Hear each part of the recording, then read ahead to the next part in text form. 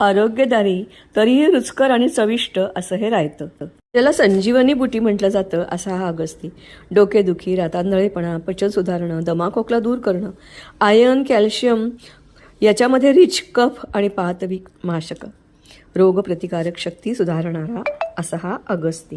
त्याचप्रमाणे वजन कमी करायला मदत करणारा, पचन सुधारणारा, रक्तदाब नियंत्रणात ठेवणारा, बद्धकोष्ठता दूर करणारा, कोलेस्ट्रॉल कमी करणारा आणि शरीराला थंडावा देणारा हा दुधी.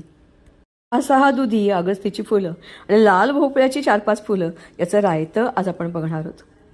हे रायतं अर्थातच भोपळा वेगळा आणि दोन्ही बाकी गोष्टी वेगळ्या. भोपळा बारीक चिरून किंवा किसून घ्या आवडीप्रमाणे आणि मग त्याच्यामध्ये जिरं, हिंग, लाल मिरच्या किंवा फोडणीच्या मिरच्या हे दोघंही वेगळं तुपाच्या फोडणीमध्ये परतून घ्या. साजूक तूप वापरा. त्याचा वास आणि स्वाद आणि गुणधर्म खूप वेगळे असतात.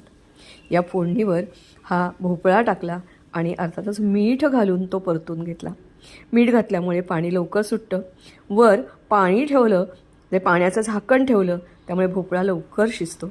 आणि मग अर्थातच हा सगळा फुलं आणि भोपळा एकत्र केला, एक छान वाफ काढली आणि मग पावभाजी घोटायचा जो घोटका असतो त्यांनी हा जराशी घोटून घेतला.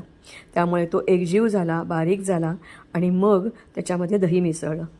तुम्ही असं करायच्याऐवजी फोडणी न घालता उकळून घेतला तरीही होईल, पण फोडणी घातली की स्वाद अधिक चांगला आणि पचायला अधिक हलका होतो. घरी केलेलं दही आणि त्याच्यापासून बनलेला हा रायतं मस्त आणि मस्त.